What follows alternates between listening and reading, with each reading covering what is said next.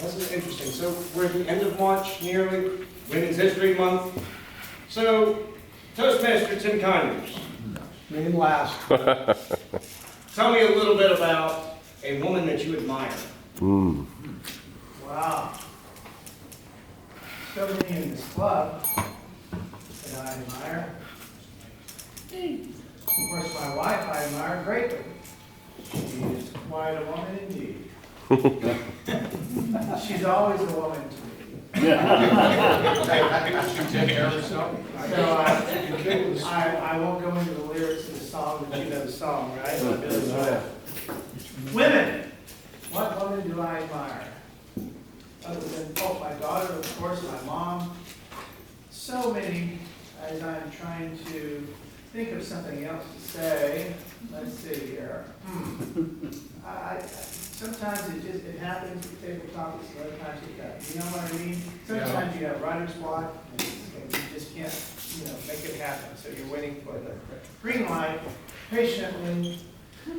Pardon me while I wait. Waiting on a red. Well, you see, it reminds me of that little stick that the burglar asked Jack Kennedy. Said, "Your money or your life?" And he said, "Well, I'm thinking it over." So I've been thinking it over. That's the best I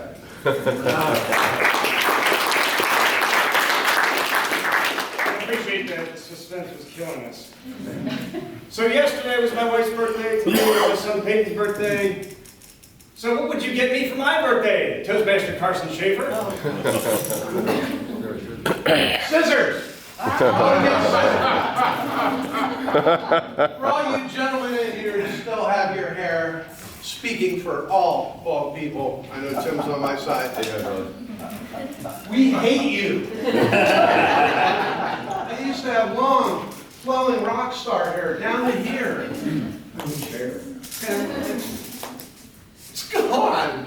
I have little pictures of myself. My daughter found one when I was on stage with a guitar like this, and there was a fan. And it was blowing my hair, and it's that really cool rock star picture. Bare chest, when I was thin as a rail, had on a black vest, and my daughter goes, "Daddy, who's that?" I said, "That's me." She goes, "Oh, there's no way." I said, "Look." And she comes back, she goes, "Oh my gosh, it really is you." I said, "Yeah." And she said, "What happened?" And I said, "You happened." I had hair, I swear, it was beautiful.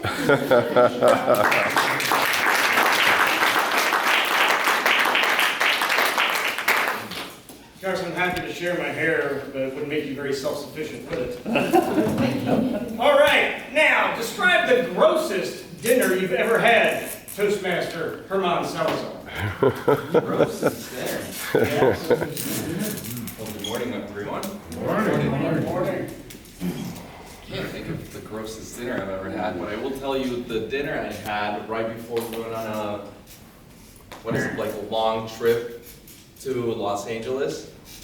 And my wife now, who used to be just my best friend's roommate, gave us all this beautiful dinner. It was stuffed peppers with rice inside, mushrooms, I think. It was just so delicious, right? Well, as soon as I started eating it, I realized something was not settling well.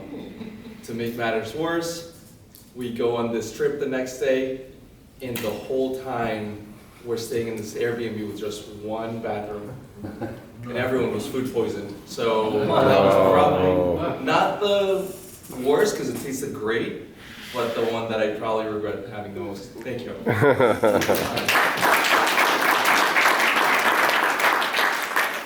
go a little more pleasant here. All right, or we'll try to here. All right, why is it important to be kind? Toastmaster Jolene Turcotte. I think it's important to be kind because everyone is going through their own stuff. Everyone has a story. And so I think it's important to smile at people, brighten up their day, and just to make the world a brighter place.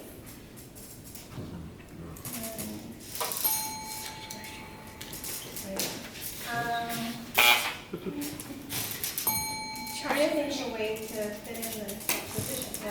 Yeah, That was sufficiently self-sufficient. yeah, I would consider myself self-sufficient today with my kids' puppets, because I haven't looked around and taken help here. Yeah.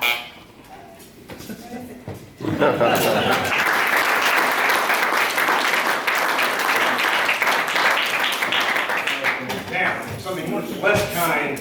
You were accidentally locked in the zoo overnight. Toastmaster Bill Newhouse, what did you do? Wasn't an accident. Fellow Toastmasters, Carson, head table, There you go. welcome guests. I am locked in the zoo. And I don't know if you're familiar with the song when you were a little kid, people of my generation heard it quite a bit. The monkey, he got drunk, he stepped on an elephant's trunk. Well, that's a long story, I don't want to get into it right now, but once you're locked in the zoo, you do have to become self-sufficient. At that point, though, I had already been to a local brewery, if you will, and turns out that all the guys that dared me already said self-sufficient. Weren't you paying attention over there? You do have to be self-sufficient when the guys say, okay, everybody, we're gonna all go over and raid the zoo. I'm in! Well, I don't know what the fence is. Next thing you know, well, Jed's a millionaire and I'm standing there with the monkey stepping on the elephant's trunk. It's not a very good experience. And self-sufficiently, I made a beeline towards the exit. Fellow Toastmasters. And thus the song was made. All right, now, you got out of the zoo. What do you want to do when you grow up? Somebody else celebrating a birthday, Toastmaster Jerry Katz. A snail gets mugged by 2 targets. Cop says, can you give me a description? Snail says, nope, happened too fast. That has nothing to do with becoming self-sufficient in photography. But 45 years ago, I decided that's what I wanted to do for a living. So I went from shop to shop looking for a place to find a job, someone who might teach me. I've been a hobby photographer, but once you get into professional photography, you realize that you don't get to do the things that you do with hobbies. So to become self-sufficient in photography, I took this job that was offered to me to be Santa Claus. And I thought, wow, what a waste of time. But it wasn't, because I spent 5 weeks watching a master photographer work with children, work with people, saw how they lighted things. And then after that, they hired me to be an assistant wedding photographer. So what I did, I was paid $100, and after 2 years, I was fired by the guy because he said I should be out on my own.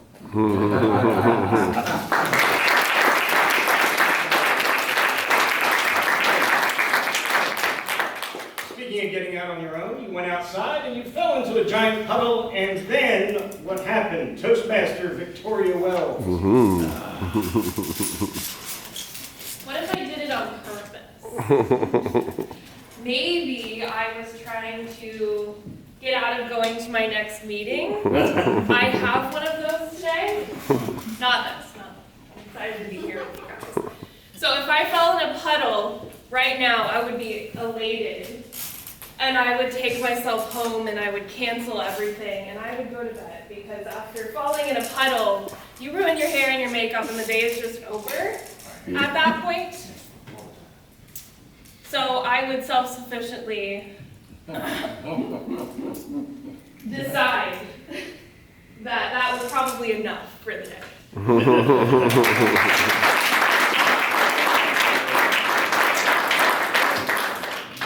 We'll stay at home, out of the rain, out of the puddles, and make a phone call. You pick up and you find the magical phone where you can call anybody in history. Who do you call? Toastmaster Benjamin Urrutia. Honey? Benjamin. Good morning, good morning. Morning, Ben. Who would I call? Who are you going to call? Well, the problem is that anyone that I admire so they dead. So I don't have anyone to call that I admire out of that crowd. But anyway, if I call George Washington, for example, he's not going to respond. But at least I know who he was, what he did, and how he put the seed of this country to become one of the best in the world. He taught us to be self-sufficient. As I am right now, I believe. Oh, very good.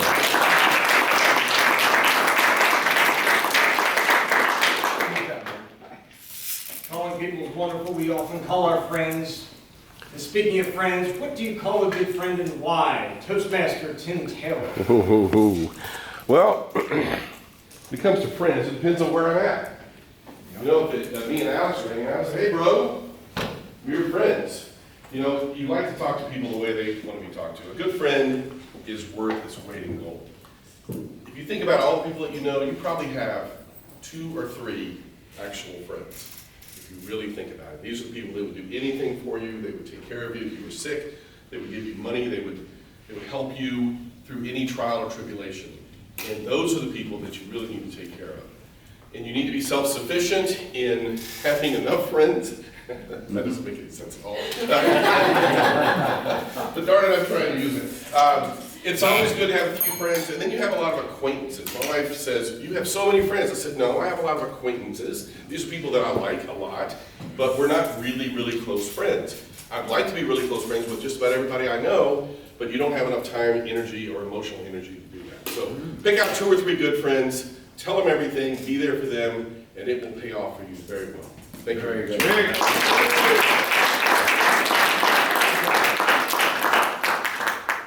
Friends can be a great support system for, our family too. It's like a social circle here. So tell us about your family a little bit. Toastmaster Angel Prayers. Good morning, Toastmasters. Morning. Morning. So, my family is very reserved. I guess that's where I get it from. We're very self-sufficient as well, very quiet. I don't see them as often as I'd like to, because I'm always working, but I'd like to change that eventually. All right.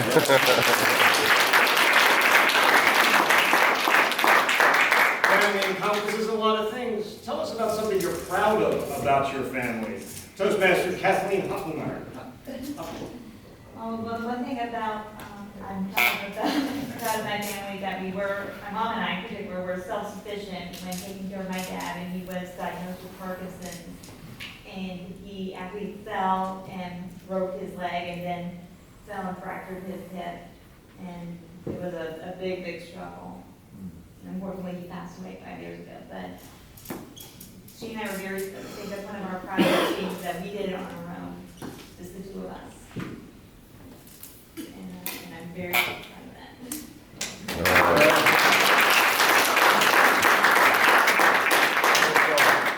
The best thing about family is they celebrate your birthday and you get gifts.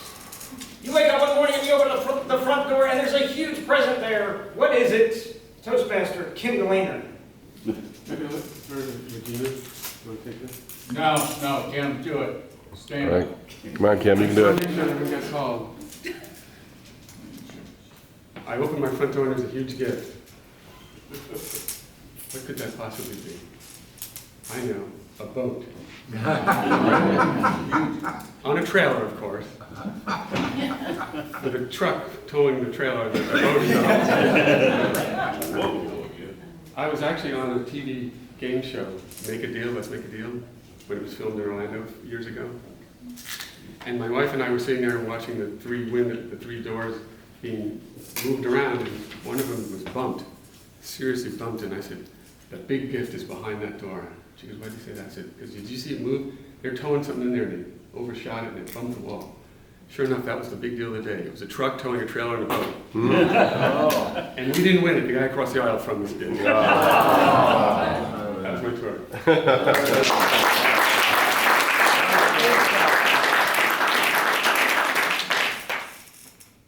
All right, let's move on to the workplace. What would you call the hardest job in the world? Toastmaster Gina Resende.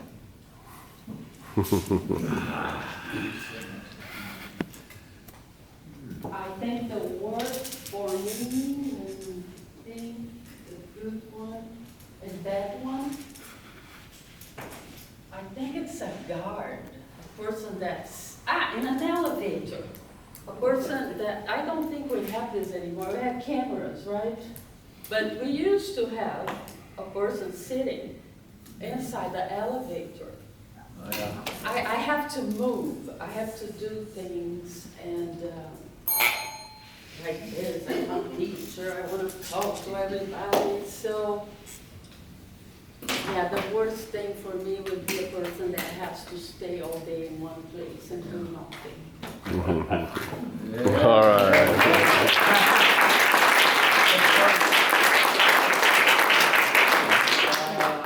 Sometimes jobs are incredibly cool, like being on a TV show. You wake up one morning, you find yourself inside of a TV show. What TV show is that, and why? Toastmaster Felicia Short. This is a fabulous game show. It's all about me. Every contestant gets weeks to research Felicia and find out who and what she is. And I get to sit back and tell them they're right or wrong. This TV show is fabulous. They do win prizes for showing up. They do win prizes for Googling me on Google, or me, or whatever their source may be.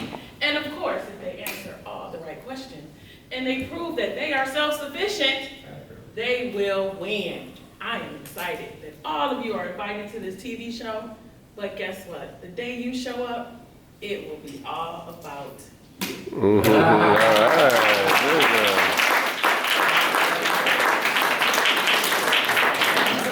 I like that. I wouldn't mind trading places. So speaking of trading places, now you get to trade places with anybody in all of history. Who is that and why? Toastmaster Vicky Good. Fellow Toastmasters and welcome guests, I know you can't tell by looking at me, but I have a few years under my belt. That's true. I am a self-sufficient woman. I have raised 3 children, and I now have 8 grandchildren. All right. All of these grandchildren are, well, my daughter had 1 child who is now a Marine. My son, on the other hand, had 7. Who do you think listened to their mother? But those 7 children are across the broad age spectrum, from 25 all the way down to my sweet little Remy, who is 4.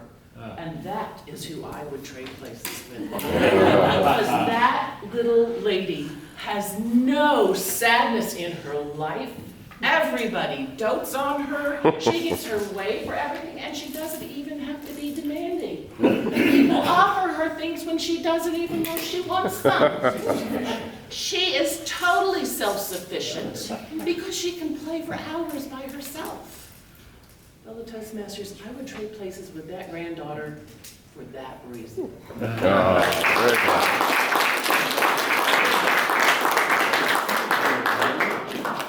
Awesome. Sounds like a book. And speaking of books, earlier this month it was National Read Across America Day. What book would you pick up right now and read? Toastmaster Omira Lopez. Omira.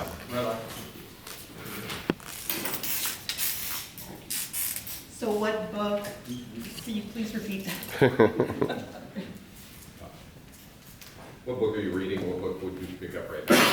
What book am I reading and what book would I pick out right now? I've been reading a wide variety of self-help books on business development and professional development. Recently, thanks to Tim Rickey, I was reading the inner. But I am looking more into my personal development now because that's the foundation for my professional development. I'm starting to read this book called The Boundary Box to help me establish boundaries, healthy boundaries with the people around me, my friends, my family, and in turn that helps me. That's it.